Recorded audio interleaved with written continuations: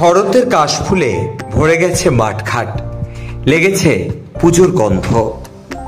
ফুরফুরে মেজাজে ৮ থেকে ৮০, রাত পোহালেই মহালয়া, দেবীপক্ষের শুরু।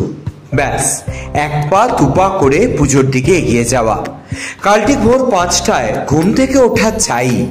বেতারে বীরেন্দ্রকৃষ্ণ ভদ্রের গলায় মহিষাসুর মর্দিনী না শুনলে পুজোর সূচনাটাই হাতছাড়া হয়ে যায় বাঙালির। এই দিনই মাতৃ প্রতিমার যোগদান করেন প্রতিমা নির্মাতারা। তবে পুজোর আগে কেন পালন করা হয় মহালয়া, কবেই বা শুরু হয়েছিল এর সম্প্রচার, জেনে নিন ইতিহাস। হিন্দু পুরাণ অনুসারে মনে করা হয় মহালয়ার দিন পিতৃপক্ষের অবসান হয়, শুরু হয় দেবী পক্ষের। এর পরের দিনটি হয় নবরাত্রি।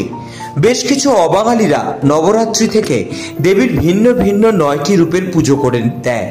তাছাড়া হিন্দু পুরাণ মতে জীবিত কোনো ব্যক্তির পূর্বের ৩ পুরুষ পর্যন্ত পিতৃলোকে বাস করেন, আর এই পিতৃলোক স্বর্গ ও মর্তের মাঝামাঝি জায়গায় অবস্থান করে, যার শাসক হলেন মৃত্যুর দেবতা যমরাজ।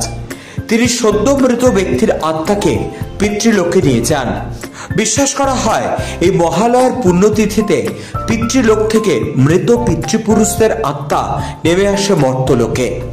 তাই কলকাতা সহ দেশের বিভিন্ন জায়গায় এই দিনে অনেকেই নদীর ঘাটের মতো পবিত্র স্থানে পূর্বপুরুষদের আত্মার শান্তি কামনায় পিণ্ডদান করেন। তারপর স্নান করে শুদ্ধ হন, যা তর্পণ নামে পরিচিত। তবে এই তর্পণ শুধুমাত্র পিতৃপুরুষদের জল দিতেই করা হয় না, পাশাপাশি তর্পণের মাধ্যমে আহ্বান জানানো হয় দেবী দুর্গাকে, মর্তে আসার আহ্বান। পুরাণ মতে এই দিনেই দেবীকে মহিষাসুর বধ করতে আহ্বান জানিয়েছিলেন স্বর্গের দেবতারা।